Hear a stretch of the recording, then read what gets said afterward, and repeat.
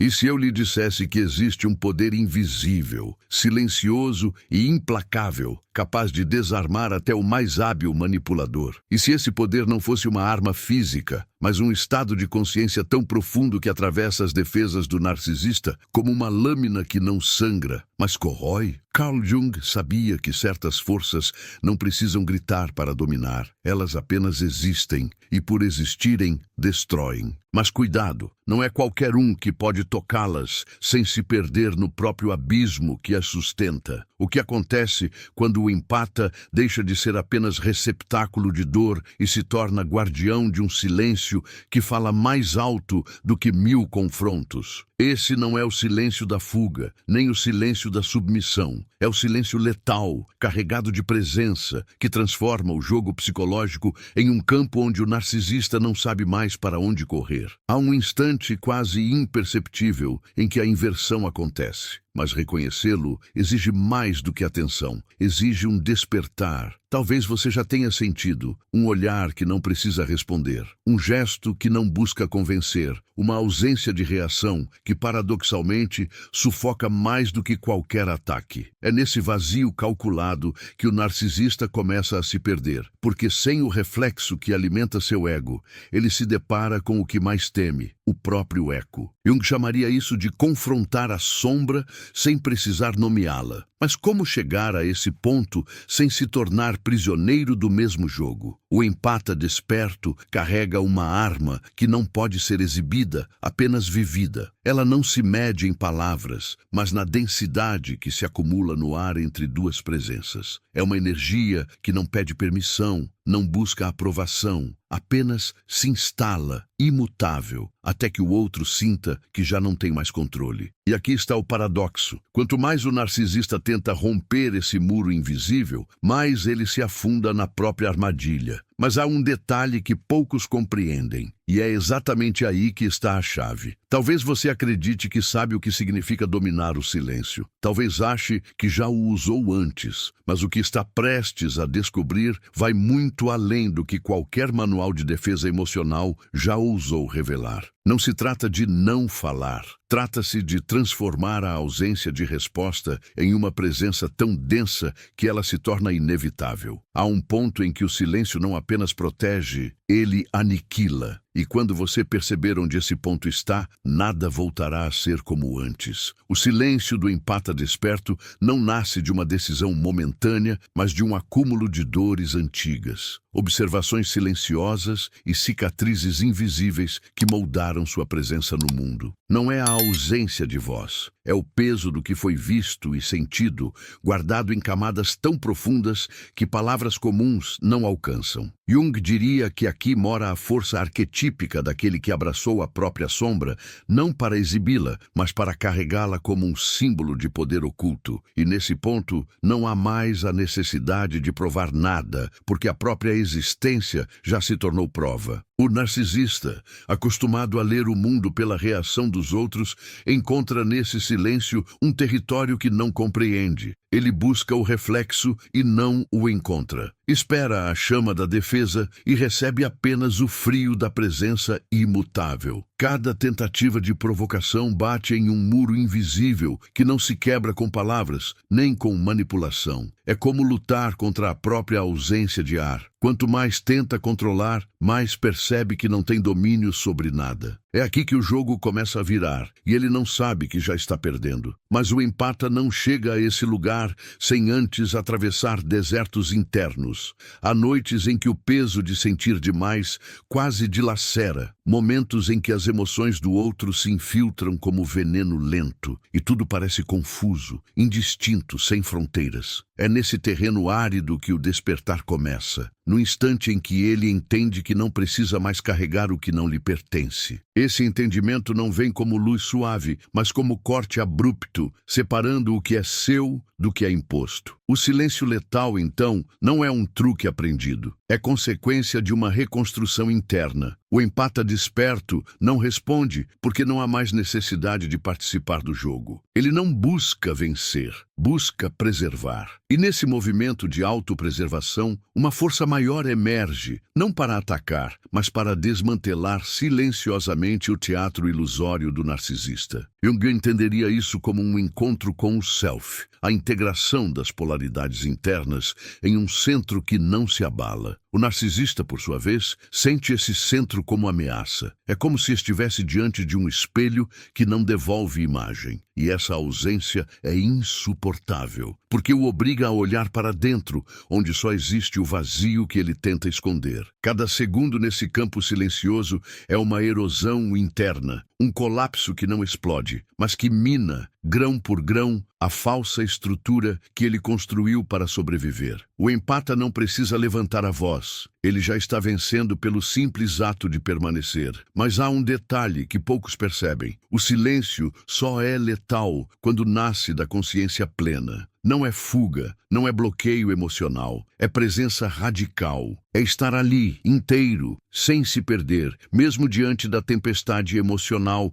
que o outro tenta provocar. Esse estado exige disciplina interna e uma clareza que só se conquista atravessando a própria escuridão. Não se trata de se proteger atrás de um muro, mas de se tornar o próprio muro e saber que nenhum golpe externo pode atravessá-lo. O que o narcisista interpreta como frieza é, na verdade, liberdade. O empata desperto já não vive preso à aprovação ou à validação alheia. Ele não se move para agradar nem para ferir. E essa independência é algo que o narcisista jamais alcançou, porque vive acorrentado à necessidade de controle. A cada tentativa frustrada de extrair reação, a máscara dele começa a rachar. E é aí que o silêncio não apenas defende, mas expõe. Ainda assim, o empata precisa saber que esse caminho é solitário. Nem todos compreenderão a profundidade de sua ausência de resposta. Alguns o chamarão de frio, outros de insensível. Mas essa é a natureza do despertar. Nem todos estão prontos para entender o que significa quebrar o ciclo de reação. O silêncio letal não busca ser compreendido, porque sua eficácia está no que não pode ser explicado. E, em algum ponto, o próprio empata percebe que esse poder não é sobre o narcisista, é sobre si mesmo, é sobre não permitir que o caos do outro determine seu estado interno. É sobre escolher,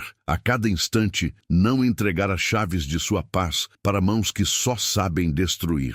Jung diria que aqui reside a verdadeira individuação, a liberdade de ser inteiro, mesmo diante da pressão para se fragmentar. O silêncio letal, portanto, não é uma arma contra alguém, é uma afirmação de si, mas para entendê-lo é preciso vivê-lo. E viver esse estado é mergulhar em um território onde cada respiração é escolha, cada pausa é decisão, e cada ausência de palavra é um golpe preciso no teatro da manipulação. A questão é, você está pronto para entrar nesse território e não voltar o mesmo? O segundo golpe não se revela de imediato. Ele se instala como uma presença lenta, quase imperceptível, mas quando finalmente se percebe, já é tarde para o narcisista. Se o primeiro golpe foi o silêncio letal, que desfaz a armadura pela ausência de reação, o segundo é a ruptura da narrativa, a habilidade de destruir de forma invisível a história que o narcisista contou para si mesmo e para o mundo sobre quem ele é e sobre quem você deveria ser. Carl Jung dizia que ninguém suporta a quebra da própria máscara sem que isso provoque um terremoto interno. E é exatamente isso que acontece aqui. Esse segundo golpe não começa com uma confrontação direta,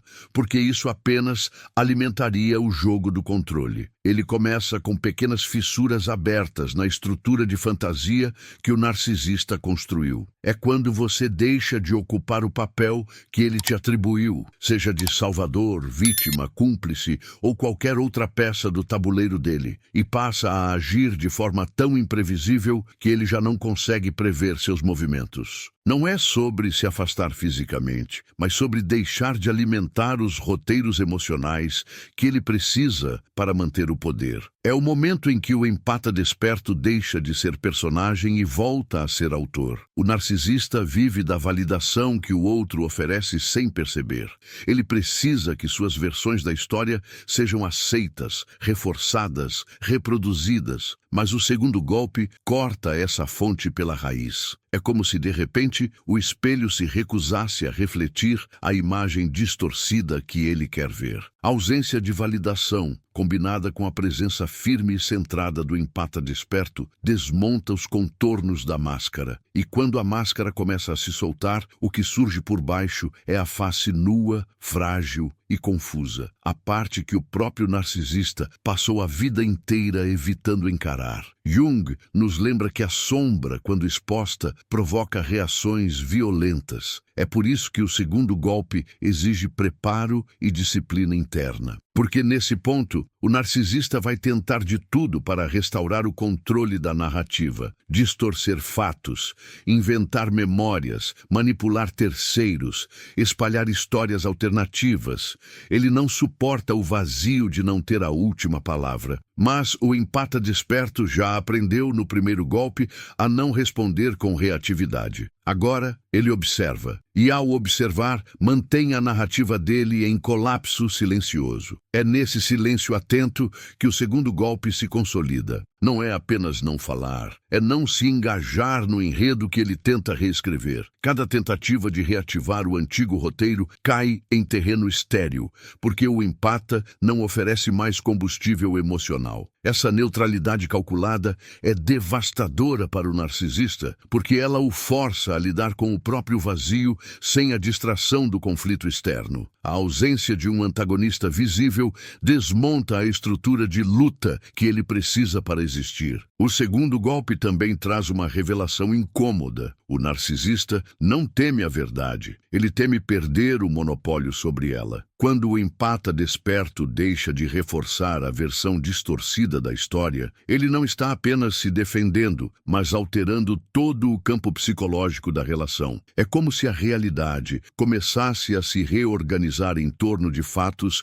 que o narcisista não consegue manipular. E lentamente, todos ao redor começam a ver as fissuras que antes estavam ocultas. Para o empata, esse momento é delicado. Não é incomum sentir compaixão pelo colapso que começa a se formar no outro, mesmo sabendo do mal que ele causou. Jung diria que esse é o teste final. Resistir ao impulso de resgatar aquele que, no fundo, sempre se afogou em águas que ele mesmo turvou. O segundo golpe, para ser completo, exige que o empata mantenha sua posição, não para punir, mas para proteger a si mesmo e preservar a integridade do que reconstruiu internamente. O narcisista, privado de seu roteiro, começa a entrar em um estado de desorientação. É comum que, nesse ponto, ele intensifique comportamentos extremos, promessas repentinas de mudança, apelos emocionais, tentativas de despertar culpa, tudo para forçar o empata a voltar ao papel antigo. Mas o empata desperto já percebeu o padrão, já entendeu que cada gesto é apenas mais uma tentativa de reiniciar o ciclo. E por isso mantém-se no centro de si, permitindo que a tempestade passe sem levar nada de seu interior com ela. O segundo golpe não é visível para quem olha de fora. Não há gritos, não há confrontos dramáticos. É um trabalho interno, silencioso e preciso. Como desmontar uma estrutura de dentro para fora, sem que o outro perceba quando a primeira peça foi retirada. E quando, enfim, ele tenta se apoiar, já não há nada sólido ali. É nesse vazio que o narcisista se perde, porque sem a narrativa, ele perde também a bússola que o mantinha em pé. No fim, o empata desperto entende que esse golpe não é vingança, mas libertação. Libertação do domínio psicológico que antes o mantinha aprisionado em histórias que não eram suas. Libertação da necessidade de justificar cada passo.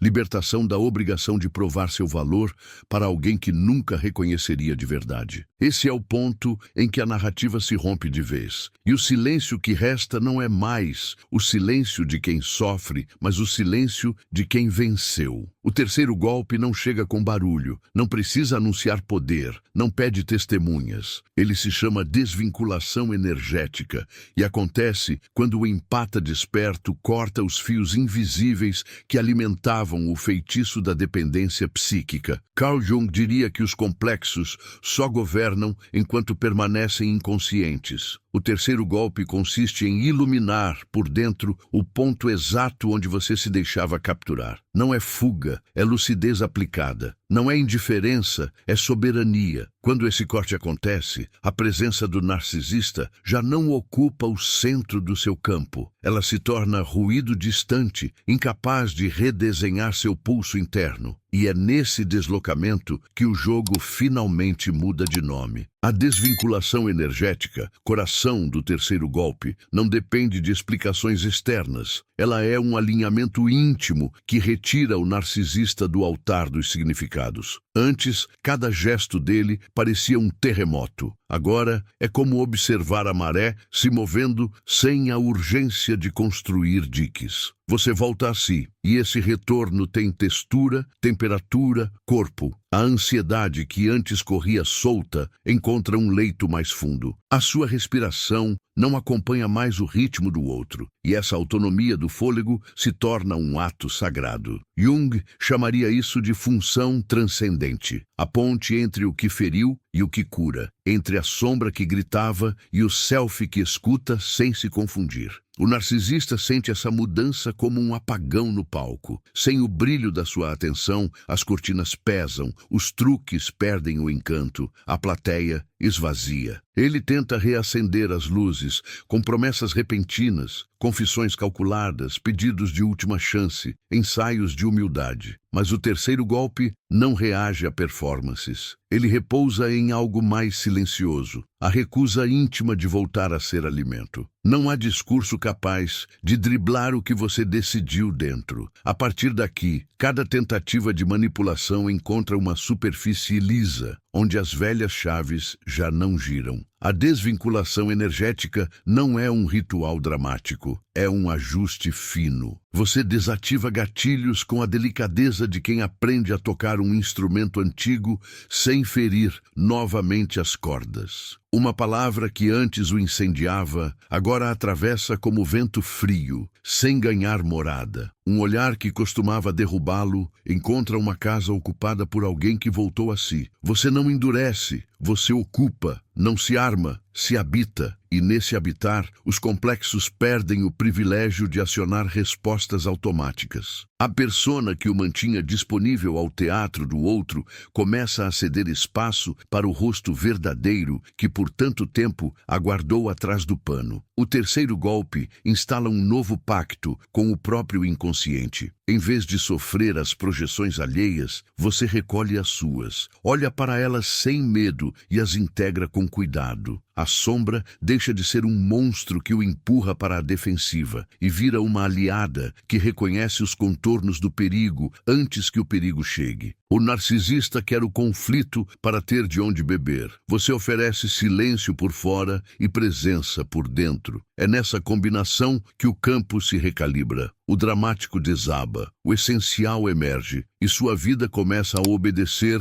a uma gravidade própria. Há uma ternura particular nessa etapa, ternura consigo, porque você reconhece o preço que pagou por se confundir com o outro. Ternura com o próprio passado, que fez o melhor que pôde quando não sabia o que hoje sabe. Ternura até com quem feriu, não a ponto de reabrir portas, mas o suficiente para não deixar que o ressentimento prenda você ao que já foi. Jung ensinou que aquilo que resistimos persiste. O terceiro golpe não resiste, transfigura. Não nega a ferida, mas não a transforma em destino. Deixa que ela ensine, sem que ela governe. O narcisista, privado da cola afetiva que o mantinha colado à sua pele, sente a vertigem do próprio vazio. É possível que procure novas plateias, novos enredos, novas arenas de validação. Você vê isso acontecer a poucos passos de distância e escolhe não correr atrás para oferecer explicações. O terceiro golpe não precisa provar nada, porque se sustenta por maturidade, não por vitória. Quando a tentação de justificar retorna, você reconhece o velho feitiço na porta e volta a si, como quem retorna ao lar depois de muito tempo exilado. A desvinculação energética também altera sua linguagem. As frases que antes saíam em defesa agora se recolhem para ouvir o não dito. Você percebe como a mentira sempre respirou entre linhas. E parar de se explicar vira um gesto de alto amor. Você aprende a dizer não como quem abençoa um limite, não como quem pede desculpas por existir. E de repente, sua agenda, seu corpo, sua casa e suas escolhas começam a falar por você, com uma clareza que nenhuma resposta elaborada jamais alcançou. O terceiro golpe não é uma espada, é uma moldura. Quem entra sabe onde pisa, e quem não respeita se encontrará do lado de fora sem drama. No íntimo, algo se realinha com uma suavidade que só quem atravessou tempestades consegue reconhecer. O corpo desacelera, os ombros descem, a mandíbula solta, o coração desacata os antigos alarmes e cria outros, mais verdadeiros. Você passa a preferir poucos ruídos, poucas presenças, poucas urgências. Descobre que calma também é linguagem e que paz não é tédio, é potência em repouso. Este é o território do Self que Jung apontou, não uma fortaleza gelada, mas um jardim que sabe florescer de novo, mesmo depois de invernos longos. O terceiro golpe revela que nunca se tratou de vencer o narcisista, mas de desativar dentro de si a parte que ainda precisava ser vista por ele para se sentir real. Essa parte, agora acolhida, não precisa mais mendigar no palco alheio. O mundo continua, as pessoas seguem sendo complexas, você permanece sensível, mas a sensibilidade perde o gosto de ferida aberta e ganha a textura de antena limpa. Você sente sem se afogar, ama sem se perder, se importa sem se escravizar. E quando a vida testar essa nova vibração, como inevitavelmente testará, você lembrará do terceiro golpe como quem se lembra de uma chave guardada num bolso que nunca mais será esquecido. E se alguém perguntar o que aconteceu, talvez você não encontre palavras, porque a desvinculação energética não cabe em relatos apressados. Você sabe, seu corpo sabe, o silêncio sabe. O que antes o atraía agora não lhe toca. O que antes o desmontava agora não atravessa. O que antes parecia destino, agora não passa de capítulo. E se o narcisista, em algum momento, tentar reencenar a velha peça, encontrará um palco vazio por dentro, uma plateia que voltou para casa, um diretor que pendurou o casaco e decidiu escrever outra história. É assim que o terceiro golpe cumpre sua promessa, sem alarde, sem vingança, sem espetáculo, apenas com a dignidade tranquila de quem recuperou o próprio nome. É possível que você sinta, neste instante, uma mistura de alívio e estranheza, como se estivesse reaprendendo a andar sem muletas invisíveis. Permita, cada passo que não cede ao chamado da antiga narrativa fortalece músculos emocionais que estavam atrofiados. Cada hora que passa sem checar, sem responder, sem justificar, planta raízes novas. E quando a saudade do caos vier disfarçada de cuidado, respire e ouça o corpo que agora fala com mais nitidez. Ele dirá, em voz baixa,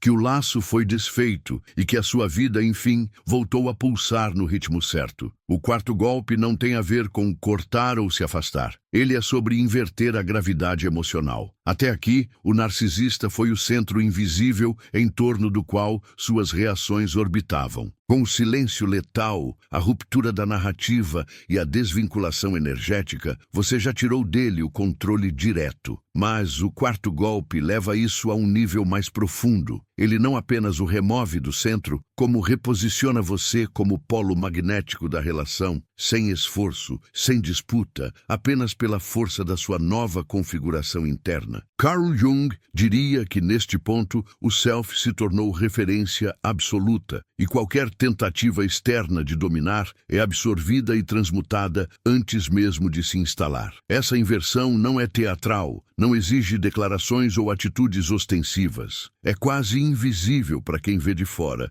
mas para o narcisista é sufocante. Antes, ele se alimentava da sua reação. Agora é ele quem começa a se ajustar aos seus silêncios, aos seus tempos, ao seu espaço. É como se, sem perceber, ele passasse a esperar o seu movimento, como alguém que, em um jogo de xadrez, percebe que a iniciativa já não é sua. E aqui está o detalhe mais desconcertante. Você não precisa mover peças para manter o controle. O próprio tabuleiro já se inclinou a seu favor. O quarto golpe se manifesta quando sua energia deixa de se contrair diante da presença dele e começa a expandir-se naturalmente. Não é expansão agressiva, mas orgânica, como água que ocupa o espaço. Essa expansão desloca a pressão que antes estava sobre você. O narcisista, sem perceber, começa a calibrar seu tom, suas palavras, até mesmo seus gestos, tentando se adaptar ao campo que você sustenta. É o oposto da dinâmica antiga, e isso provoca nele uma sensação incômoda, a de que pela primeira vez não sabe como entrar na sua mente. Mas para que o quarto golpe aconteça, há algo fundamental. Você precisa ter parado de buscar a compreensão dele. Quando essa busca morre, nasce um estado de neutralidade tão sólido que até as provocações mais refinadas caem no vazio. Jung dizia que a verdadeira liberdade começa quando deixamos de negociar nossa essência em troca de aprovação. E é essa liberdade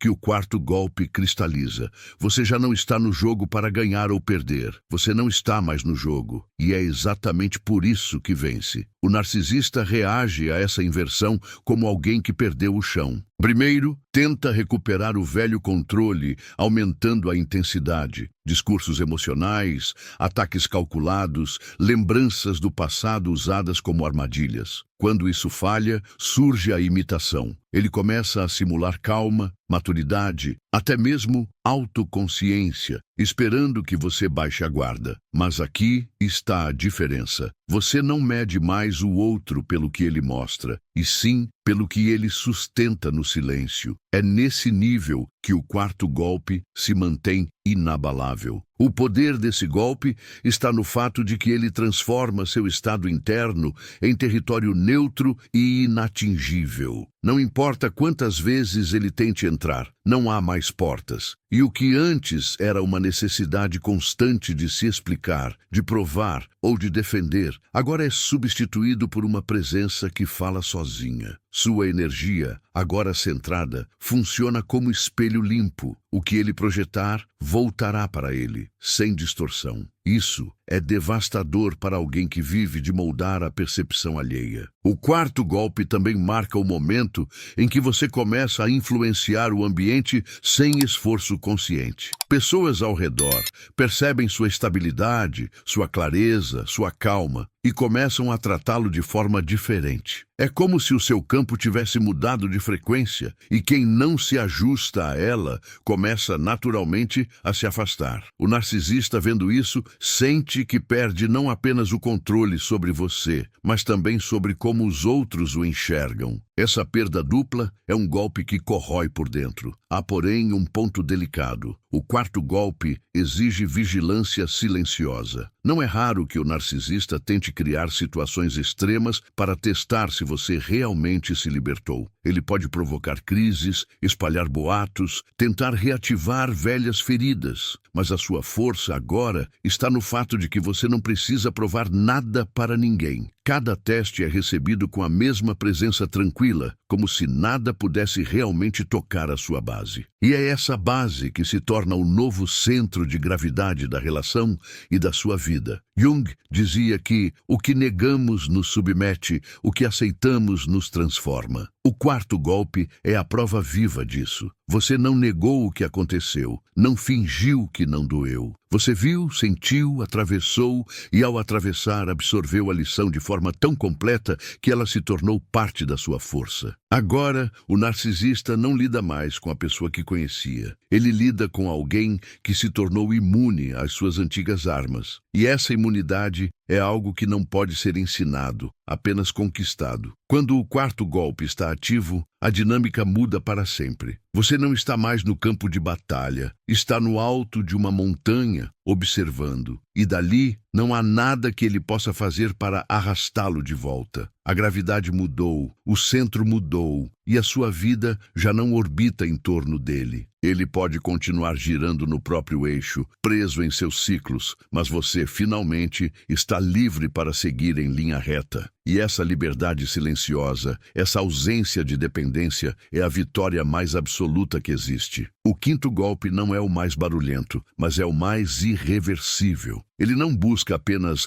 neutralizar o narcisista. Ele apaga de dentro de você a última semente que poderia fazer com que ele retornasse ao seu mundo. Carl Jung diria que aqui se encerra o ciclo da individuação nesse tipo de vínculo. A total reintegração da energia que antes estava fragmentada entre medo, raiva, desejo de justiça e necessidade de ser visto. Esse quinto golpe é a morte simbólica do vínculo. O momento em que a presença dele já não existe mais no mapa interno da sua vida, nem como ameaça, nem como lembrança constante. Ele acontece quando você para de pensar no narcisista, até mesmo para se proteger dele. Antes mesmo no silêncio letal, mesmo na ruptura da narrativa, mesmo na desvinculação energética e na inversão da gravidade, havia sempre uma pequena parte que ainda se movia em reação, como quem mantém uma sentinela de pé no portão por precaução. O quinto golpe dissolve essa sentinela. É quando a proteção deixa de ser uma defesa contra alguém e passa a ser um estado natural de autocontenção, tão integrado que você já não mede nada pelo que o outro possa fazer. É o instante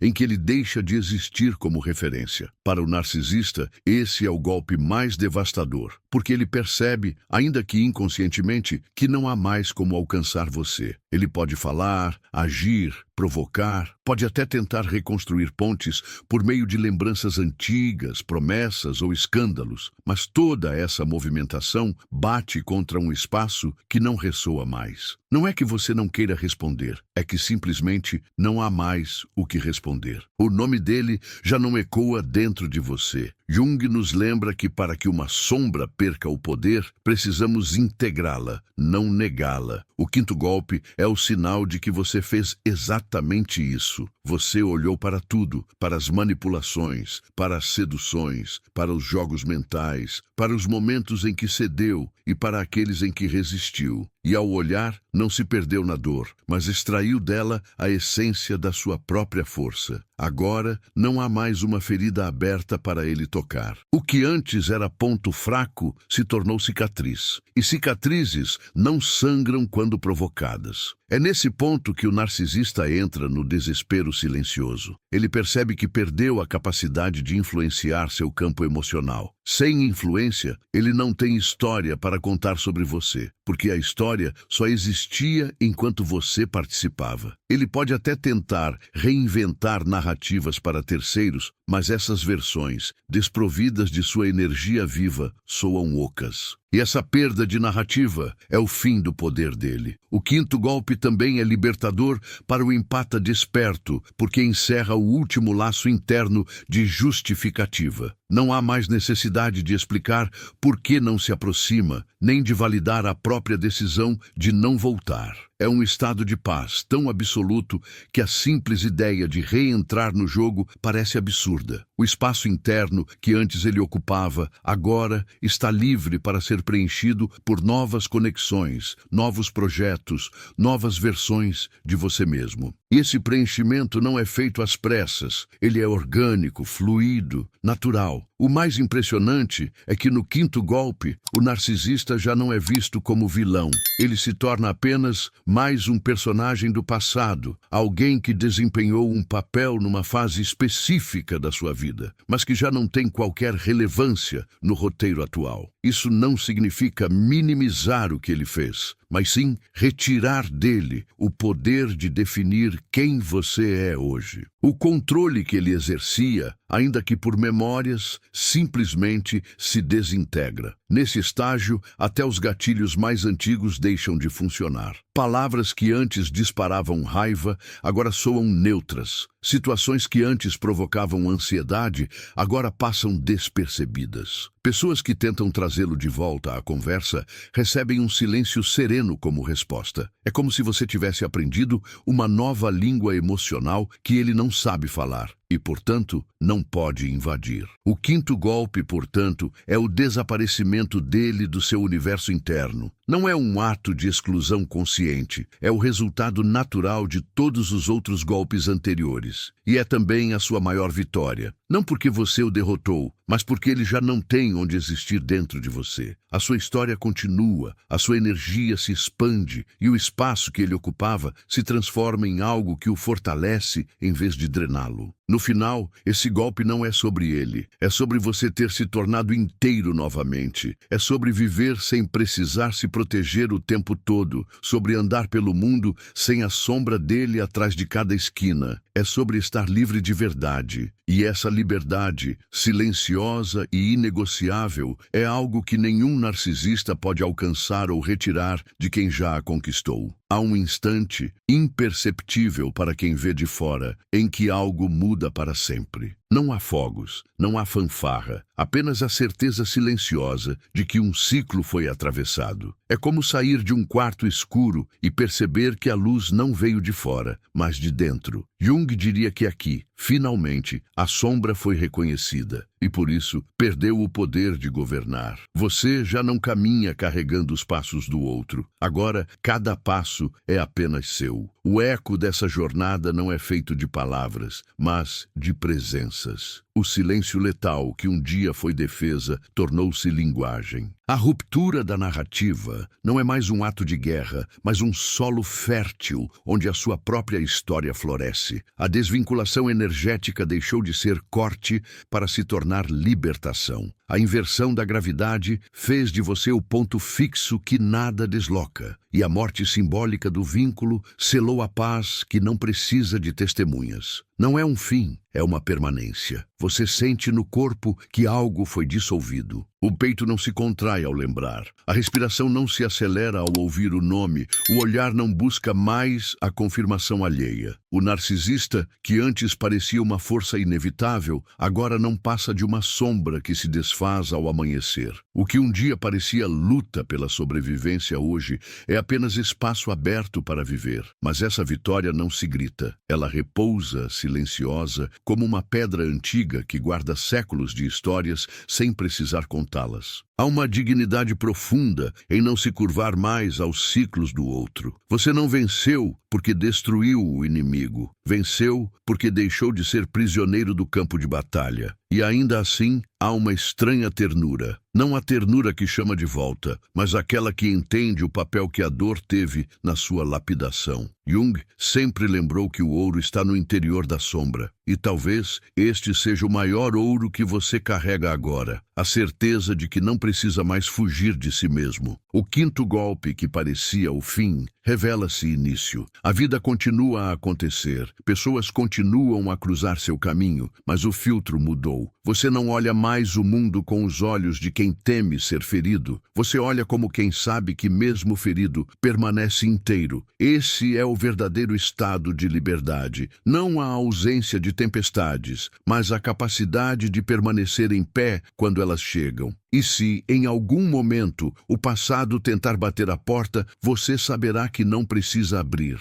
Não porque há rancor, mas porque não há mais endereço para onde ele possa voltar. A casa mudou, a chave mudou, o dono mudou. E tudo isso aconteceu sem barulho, sem revanche, sem espetáculo, apenas com o peso doce da transformação legítima. Talvez, enquanto me ouve agora, você sinta um chamado silencioso para proteger esse novo estado. Guarde-o, alimente-o, deixe-o crescer até que nada do que um dia o aprisionou consiga sequer tocar as bordas dele. Não porque você está em guerra, mas porque está em paz. Se este eco encontrou espaço dentro de você, se alguma parte reconheceu a própria história no que foi dito, não deixe que ele se perca. Compartilhe-o com quem ainda caminha às cegas. Curta para manter viva a chama que acendeu aqui. Comente para que as vozes se encontrem. Inscreva-se para seguir viajando por esse território onde as sombras deixam de ser ameaça e se tornam mapa. E lembre-se, a maior vitória não é quando o outro cai, mas quando você decide não lutar mais